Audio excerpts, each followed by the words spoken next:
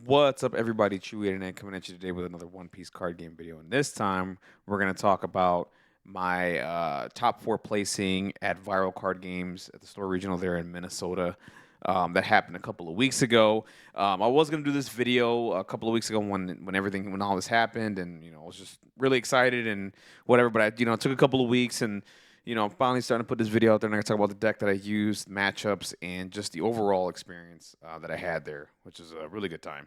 But if you guys can do me a favor, like, dislike, comment, and subscribe. Well, I'm always going to have One Piece content, trying to get to 1,000 subscribers. You guys can do that for me. I really would appreciate it. We're almost at that goal. I think we're not almost. We're definitely over halfway there. I think we have over 600 subscribers right now. But if you guys can get me, that'd be really cool. We're getting there. But yeah, so let's talk about the store regional. First of all, it ran beautifully. I think it started around like 11 o'clock. The guys at Viral Card Games, the store owners, they ran a really tight ship. The tournament ran on time. It was a very friendly environment. Really cool place. So if you're in the Minnesota area, definitely give Viral Card Games a shout out. I mean, just go there and go to the store and buy product from them. They're really nice. They're really cool people. I definitely would love to go back there again at some point to keep playing One Piece there. It was very, very fun and cool. So I might be back in Minnesota sometime soon to keep playing One Piece. It was really, really fun. Trust me, go to that store. You're going to love it. So if you guys don't know, store regionals are a 64-man tournament where top four gets an invite to the Nats, and you can choose either between. We have two waves of nationals. So wave one is going to be in Dallas, Texas, I believe, in September, and wave two is going to be in Orlando at the beginning of next year, that first week of January. And if you get top four, you get an invite. If you get top three, you get finalist cards, and if you get first place, you get the Katakuri card, which is really cool, which I was really shooting for. And, of course, it didn't happen. I got fourth at this tournament. Probably my highest, no, this is definitely my highest placing at anything like this. So I'm really proud of myself. I put in the work. I had some really favorable matchups, and everything just seemed to work out. So let's talk about the Lucci deck that I played over in Minnesota.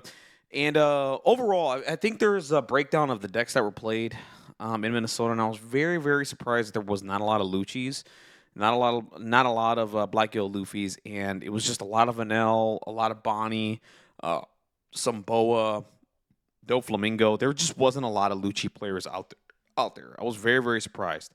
I think there was a decent amount of Red Purple Law, of course, because that deck is really good, very strong.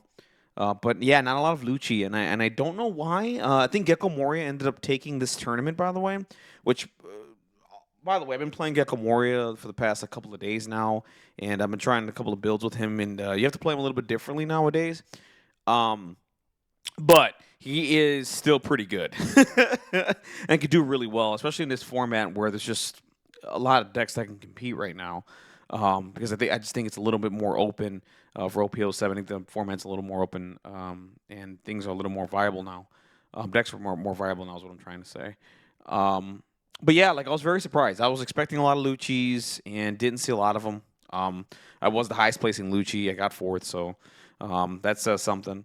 But yeah, very surprised. I'm very, very shocked. I was happy. I mean, I want to play into an L. My deck does really well into an L. So the minute I saw that layout, I'm like, I think I'm going to have a good day today. So let's go to the deck right now.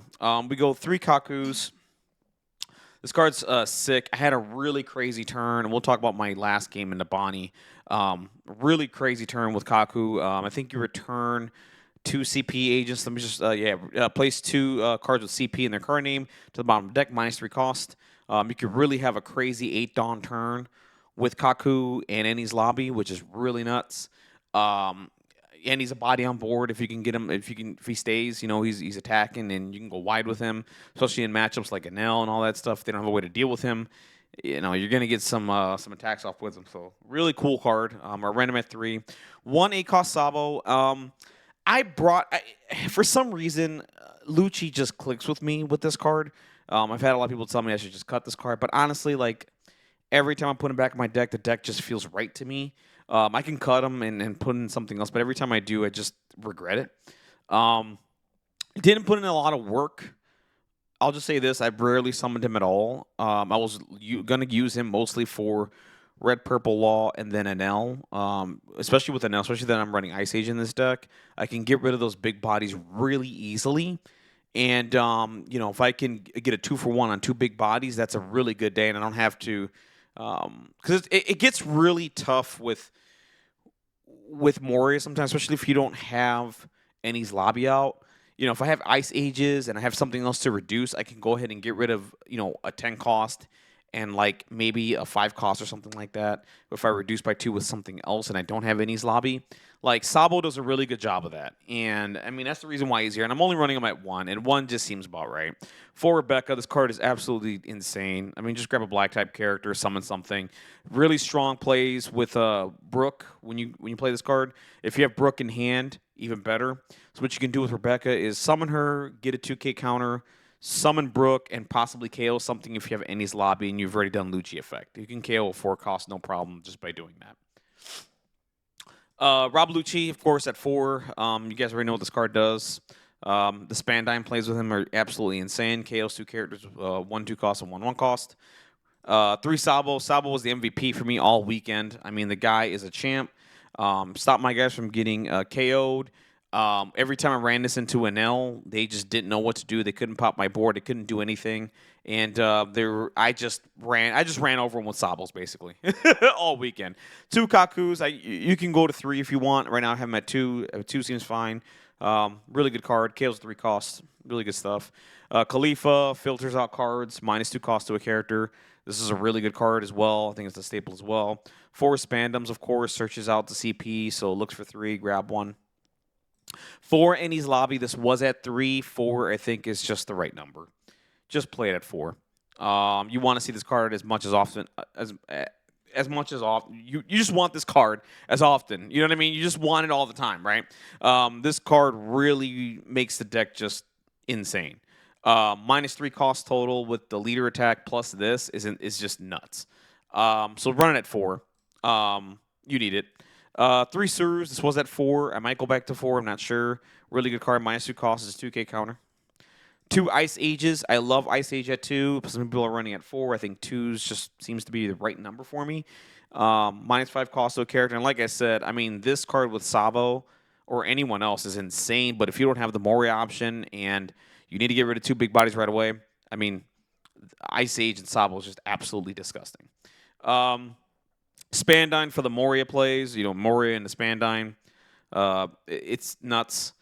4 Brooks. This card was really good for me and really good in a Red Purple Wall matchup. If you get Any's lobby out, you can just start KOing 4 costs and just start breaking his board down as much as possible. Like I said, it's really strong when you Any's lobby, Lucci attack, and then you play Rebecca into Brooke, because now they have to decide if they want to bottom deck the Brooke or whatever, swing it or whatever they got to do. Or whatnot. So really good card here. It's so good. 2 Omepo, -3 cost. You just summon from the trash. -3 cost to a character. Really good with really strong with Moria. 4 Tempest Kicks. This card is just chef's kiss. Draw a card. -3 cost if you have 10 cards in your trash, which you're going to get to. Really good stuff. And of course, 4 Moria. I mean, the card is just fucking nuts. I mean, it summons 2 characters. There's so many plays you can do out of this. It's absolutely insane. All right, so that's the deck, and let's get into the matchups. Round 1 was against Hanel. A matchup I felt really, really. I mean, I just played it this past week. Well, not this past week, but that week leading up to the tournament against my local Dave, Perfect Symmetry. He just got 75th at Gen Con. I understand how to play the matchup, basically. And I'm not afraid of NL anymore. And I was really shocked at how the NL players were playing in Minnesota. They were a little bit more aggro. I'm used to them just not attacking and KOing my board and all that stuff. But once I summoned Sabo and everything, they couldn't KO my board. They couldn't get rid of anything. And then from there, my opponent played the 7 cost NL. I KO'd it. He trashed the life, which is great for me. I swung into it. I took out all the 2K counters. The minute you start countering and protecting your characters, that's a win for me, because I want to reduce your hand size, and I want to just like slowly just whittle you down, right? So that way I can get to the magic number of like 4 or 5 attacks, and I can just end the game into an L while he has no hand. So that's how that matchup went. Honestly, it was just like Sabo. He summoned 7 cost an L, and it just really didn't go well for him. And I won round 1. Round 2 is against Boa. This match was pretty free for Lucci. This guy is from La Crosse, Wisconsin. He was a really good guy. Pretty good player. He just knew what was coming. He's like, "Oh, I'm playing against Lucci," and I'm like, "Yeah." And this match was pretty free. I mean, you have to really make some really bad decisions to lose this matchup. But I just ran over Boa, and that's how it went. Round 3 against Red Purple Law, and I don't know what's been going on with me lately. I swear to you, the first like 3 weeks of when this set came out, I felt like I was running over Red Purple Law, no problem, with the deck I had, and ever since then, it's been rough. It's been really, really rough for me. And I need to go back and review the games that I'm playing against Red Purple Law to find out what exactly is going on. But I will say this matchup, I would have won if Ennie's lobby hit the field. Just hit the field. At the end, he had 1 life. He had 1 blocker up. I summoned Suru. I summoned and Sabo was already on the field. I KO'd 2 blockers with Sabo, and all he had was a 4-cost Brook up. I'm sorry, Law up. And I summoned Suru -2 because I didn't want to swing. Because if I swung, he probably blocks, and I just can't win the game from there.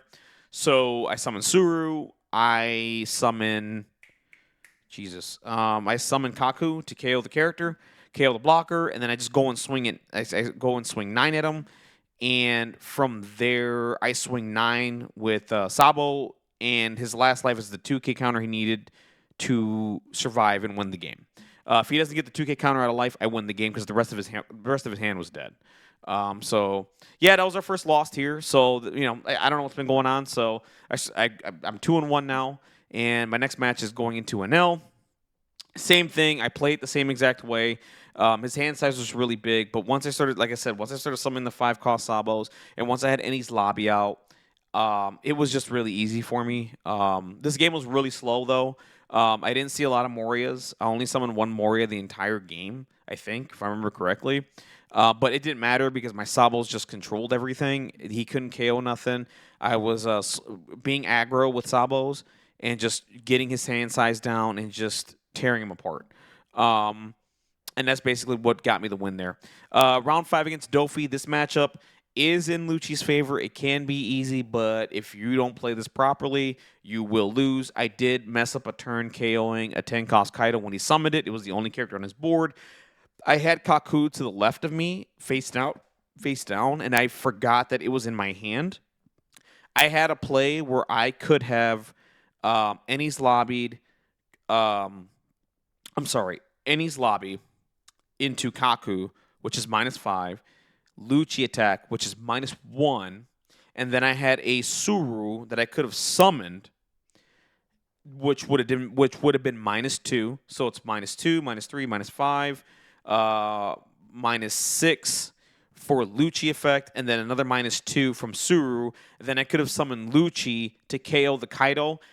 I goofed. I didn't do it, and I gave a Dawn to Lucci, which screwed everything up, and I completely forgot I had Kaku in my hand. I almost lost this match, but I had the counters in hand to get out towards the end, and I just won the game there. And those mistakes can cost you games, and that would have cost me a game if I didn't have the counters in hand. So I did win this game here, so I'm 4-1. And then the last match was against Bonnie. Honestly, this game was, I saw everything possible. Ennie's lobby, I had Brooks, I had Lucci's. I did have a really sick play into the Bonnie player. I was going to the 9 Dawn turn, and the Bonnie player did a really good job with summoning Bonnie, which locked up one of my Dawns, which puts me to 8. So what that ends up doing is that stops me from playing Tempest Kick and into Moria, right? Or Ice Age into Moria. So that was really good. But the problem was that Ennie's lobby was up and I had Kaku in hand, right? So what I ended up doing was Ennie's lobby onto the Basil Hawkins. I swung, reduced Basil Hawkins by 1, which puts Basil Hawkins to 2. And this is me, I haven't used any Dawn yet, right? I then go ahead and summon Kaku for 4. I -3 onto the Bonnie, which puts it to 2. So now they're both 2 and 2. Okay. I summon Suru for 1. And you're wondering, how the hell are you going to KO? You have 3 Dawn left. I gotcha. I summon Spandine from hand for 3, returning the CP cards to the bottom, which then summons Lucci. Lucci then KOs both those characters, which leaves them with which left the Bonnie player at one blocker left, and I had an entire board filled with characters. It was absolutely insane, and I just ended up cruising in this match, honestly, and I just saw everything possible, and it is what it is. The Bonnie player looked a little upset, and I could understand that because that's not a really good matchup for Bonnie at all. And I saw everything possible, and it turned into a non-game, honestly. But the Bonnie player did as best they could um, to try to win the game. But it was just easy for me from there. I just saw everything possible, and I just won the game. But yeah, I ended up getting 5-1. I was concerned that I wouldn't get a top four placing because I lost this early. But the Red Purple Law player was doing so well. I think the Red Purple Law player got like top 8 or top 6 or something like that. So because of that, my tiebreakers were really good. I ended up getting fourth place, and I did win an invite to either go to Texas or Orlando, and I will be going to the Orlando one. I cannot go to the Texas one. So I'll be going to Orlando at the beginning of January, which is very exciting for me because that's going to be OP09, and I get to play Blackbeard, which is going to be really, really fun. And I can't wait, man. I'm really, really excited. I'm really proud of myself. This is the best I've done at a tournament of this magnitude, and I'm really proud of myself. I'm putting the work, I'm putting the time, and thanks to my locals who push me all the time. They're really good players. Shout out to all the guys here in Milwaukee.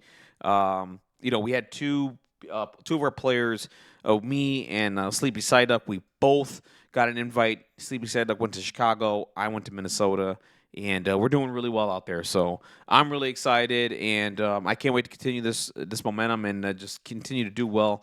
And hopefully in Peoria, I'll be able to duplicate this. If I can duplicate this performance, man, that'd be really cool. So, anyways, guys, that's it for me. This is the deck profile. This is my top 4 placing at the Minnesota Store Regional at Viral Card Games that happened a couple of weeks ago. If you guys can't do me a favor, like, dislike, comment, and subscribe. Talk about the deck if you guys want to. If you have any advice for the Lucci deck here or whatever, however your store regionals have been going, and yeah. Give me to 1,000 subscribers, guys, and I'll always have the One Piece content for you guys. Take care. Have a wonderful, blessed day. Catch you on the next one. Bye.